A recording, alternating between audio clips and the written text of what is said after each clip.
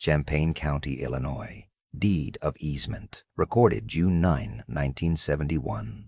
The grantor hereby grants and conveys to grantee, its heirs, successors, and assigns a permanent easement for the installation, maintenance, repair, and replacement of subsurface drainage tile across the premises described in Exhibit A. This easement shall run with the land in perpetuity and shall be binding upon the grantor, its heirs, successors, and assigns. Mildred Poole signed this document in May 1971. Her son Robert inherited the farm 17 years later. He had not read it. Mildred had farmed the Champa, Ig County ground since the early 1950s, when she and her husband Gerald had purchased the home farm and worked it together through 30 years of corn and soybean rotations. Gerald died in 1968. Mildred continued farming with a hired man for another decade, managing 320 acres of productive central Illinois ground with the methodical attention she had developed over a lifetime of working it. Her neighbor to the east was a farmer named Wendell Hutter, who had owned the adjacent 240 acres since the mid-1960s. Wendell's ground was productive, but had a drainage problem on its western edge. A PF, resistant wet area that reduced his planted acres in wet years and delayed his field work in spring. The solution Wendell's tile contractor proposed was straightforward: a new drain tile line running west from Wendell's field across the eastern edge of Mildred's property and into a county drainage ditch that ran along her western boundary. The proposed tile line would cross approximately 1,400 feet of Mildred's ground along its eastern edge.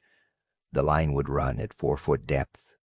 There would be no surface disturbance after installation except for a narrow strip of disturbed soil that would re-establish in a single growing season. The tile would carry Wendell's drainage water and discharge it into the county ditch without affecting Mildred's own drainage or her ability to farm any of her acres. Wendell came to Mildred in the spring of 1971 and explained the situation. He had already consulted a drainage engineer. He had the tile installation planned. He needed her permission to cross her ground. He brought a document that his attorney had prepared, a deed of easement granting Hutter and his assigns the right to install and maintain the tile line. Mildred had known Wendell Hutter for 20 years. He was a fair man and a good neighbor. The tile line would not affect her farming operation in any meaningful way. She asked him what the document said. He explained that it gave him the right to run the tile across her eastern field edge. She would retain full ownership of the LL, and she could continue farming over the tile line. He would be responsible for maintenance if the tile failed or needed to be replaced. She signed it in May. He recorded it in June. The tile was installed that summer. The drainage worked as designed. Her eastern acres were unaffected. The document went into the county records and was not discussed again. Wendell Hutter sold his 240 acres in 1979 and retired to town. He had farmed them for 15 years and was 63 years old and no longer interested in the physical demands of central Illinois grain farming. The buyer was a farmer and farming, Ahmed Carlson, from the next county over, who was expanding his operation. Carlson paid $20,850 per acre for the Hutter ground, a 1979 price that would look generous by 1985 but seemed reasonable enough at the time. He took possession in March 1980 and began farming the acreage that spring. Mildred Poole died in January 1986. Her son Robert, who had been working as an engineer in Peoria and farming the home place on weekends and holidays for several years, inherited the 320 acres and took over full-time management of the operation. He was 47 years old. He had grown up on the farm, the fields, and had been involved enough in its management that the transition was not difficult. What he had not done during the period when he was managing the farm alongside his mother was review all of the recorded documents affecting the property. He knew about the mortgages, the drainage, district assessments, the tile easement along the county road. He had not specifically sought out the 1971 drainage easement because his mother had not specifically mentioned it to him and because the tile line on the eastern field edge had been there for 15 years without requiring anyone's attention. In the spring of 1988, Robert received a letter from Carlson. Carlson was planning to expand his drainage system on the western portion of his acreage. The expansion would require increasing the capacity of the existing tile line running through Mildred Poole's, now Robert Poole's farm. Carlson proposed to install a parallel tile line alongside the existing one, using the same easement corridor. He believed the existing easement permitted this work. He was writing to provide notice of his intentions and to schedule access with Robert's cooperation. Robert did not know about the easement. He wrote back and told Carlson that no such access would be permitted. His mother had given the right to Wendell Hutter. Hutter no longer owned the property. The right was personal to Hutter. Whatever Hutter had been given, he could not have transferred it to a buyer. And in any event, whichever right existed was limited to the original tile installation. Carlson had no right to install additional tile. Carlson's attorney responded within 2 weeks. An easement is a right to use another person's land for a specific purpose. It is one of the most common forms of interest in land tour. It exists separately from ownership, and it takes 2 forms that are legally distinct in ways that Robert Poole had not considered before he received Carlson's letter. The first form is a personal easement, sometimes called an easement in gross. A personal easement is a right held by a specific person, or entity, and it does not automatically transfer when that person's land changes hands. A utility company holds an easement in gross to run power lines across a farmer's field. The right belongs to the utility, not to any particular parcel of land, and the utility can exercise it regardless of who owns the field. A hunting easement granted to a specific individual is typically a personal easement. If the individual sells the property to which they retire, the hunting right does not transfer automatically to the buyer. The second form is an easement appurtenant. An easement appurtenant is attached to a specific parcel of land, the dominant estate, and benefits whoever owns that parcel. It exists to serve the land, not a person. When the dominant estate is sold, the easement transfers automatically to the new owner as part of the land's bundle of rights. The new owner does not, to renegotiate the easement. They do not need the servient estate owner's consent to claim it. They receive it because they received the land, and the easement is inseparable from the land it serves. The servient estate, the land burdened by the easement, carries the same automatic transmissio, in the opposite direction. When the servient estate is sold or inherited, the new owner takes it subject to the easement. The burden transfers with the title. The new owner cannot disavow the easement by arguing they did not personally agree to it. They took the land, they took the burden attached to the land. The 1971 deed of easement Mildred Poole had signed was an easement appurtenant. The language was explicit. Heirs, successors, and assigns on the grantee side meant the right would pass to whoever received Hutter's land. Heirs, successors, and assigns on the grantee side meant the right would pass to whoever received Hutter's land. Heirs, successors, and assigns on the grantor side meant the second burden would pass to whoever received Mildred's land. Shall run with the land in perpetuity was the definitive statement of appurtenant character. The easement was attached to both parcels as long as both parcels existed, and the need the easement served remained relevant. Robert's argument, his mother had given the right to Hutter personally, and that the right could not survive Hutter's sale, misidentified the type of easement created by the 1971 document. An easement in gross would have behaved the way Robert described. An easement appurtenant behaved the way the document said it would. The critical phrase was not the one about drainage tile. It was the one that read, "This easement shall run with the land in perpetuity." Mildred had signed that sentence in May 1971. She may not have focused on those 8 words when she reviewed the document. She may have understood them and not thought about their long-term implications. She may have trusted Wendell Hutter to be a fair neighbor and not have considered the possibility that his land would pass to someone she didn't know. Whatever she had understood in 1971, the words meant what they said.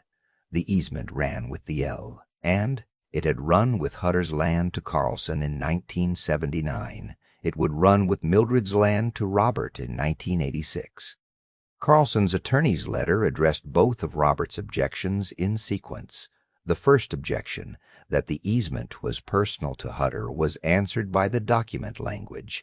The D of easement used the phrase hears, successors, and assigns in both the granting and the burdening clauses. It stated that the easement would run with the land in perpetuity. These were the standard markers of an easement of perpetuity. These were the standard markers of an easement appurtenant under Illinois law. When Carlson purchased the Hutter farm in 1979, he had received the Hutter Farms bundle of rights, which included the easement right created by the 1971 document. A title search of the Hutter property would have shown the easement as a recorded benefit attached to that parcel. The second objection, that the easement covered only the origin, now tile installation and not any expansion, was more genuinely contested. The attorney acknowledged that easement scope is a real legal question and that the 1971 document should be read carefully to determine what activities it authorized. The 1971 deed of easement described its purpose as installation, maintenance, repair, and replacement of subsurface drainage tile. The language Carlson's attorney emphasized was maintenance, repair, and replacement. A drainage system that was no longer functioning adequately for its intended purpose could arguably be replaced with a more capable system that served the same drainage function. The purpose of the easement, carrying Carlson's drainage water across Poole's property to the county ditch, had not changed.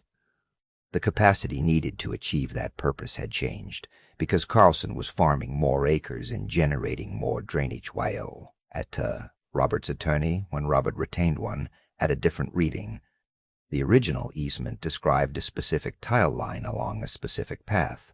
Replacement meant replacing the existing tile with equivalent tile in the same location. It did not mean installing additional parallel lines. T expanded the scope of the physical corridor. A new tile installation required a new easement agreement. This question, whether the 1971 language authorized Carlson's proposed expansion, was genuinely uncertain. Both interpretations had legal support. It was the kind of question that, if not solved through negotiation, would have required a court to examine the document's language, the history of the easement's use, and applicable Illinois drainage law to determine the answer. Robert and Carlson resolved it without going to court. After several months of attorney correspondence, they agreed to a modified easement that specifically authorized the expanded tile installation in exchange for Carlson's payment of $4,800 to Robert compensation for the additional burden on the servient estate. The new document was recorded in the fall of 1988. Robert signed it. He was, by that point, considerably more familiar with what his mother had signed in 1971 than he had been in the spring. The dispute between Robert Poole and Carlson in 1988 was not resolved in Carlson's favor or in Robert's favor. It was resolved by a document Mildred Poole had signed 17 years earlier in a Mildred Poole had signed 17 years earlier, conversation with a neighbor she had known for 2 decades about a drainage tile that neither of them had reason to think would ever be controversial. The easement's existence was not in dispute. Carlson had the right to maintain and use the existing tile line. That had been established in 1971 and had not been affected by Hutter's sale, Mildred's death, or Robert's inheritance. The language that created that right was still in the Champaign County deed records, exactly as Mildred had signed it. What was in dispute was only the easement's scope, whether the 1971 language reached far enough to cover the specific expansion Carlson proposed. That question was genuinely open, which is why negotiation produced a resolution rather than a court order. If the 1971 language had been clearer in either direction, if it had explicitly limited the easement to the specific existing tile or explicitly permitted capacity expansions for the same drainage purpose, there would have been nothing to negotiate. One side would simply have been right. The language was not that clear. Mildred had signed a standard form easement that used standard legal language. The attorney who drafted it had used a conventional terms for a permanent appurtenant easement. Neither Mildred nor Wendell Hutter had paused over the phrase installation, maintenance, repair, and replacement to consider whether it was broad enough to cover a tile capacity expansion by a future owner they had never met. That phrase, and the phrase shall run with the land in perpetuity, had been operating in the county records since June 1971. They had survived Hutter's retirement and his farm sale. They had survived Mildred's death. They had been encountered for the first time, with any real attention, by Robert Poole and T.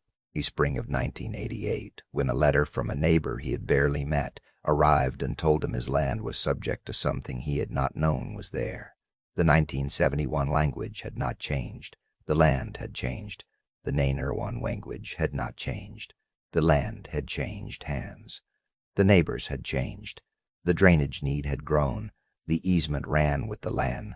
It had been running since 1971, quietly through the tile in the ground and the words in the deed, waiting for the day when someone would need to read it carefully.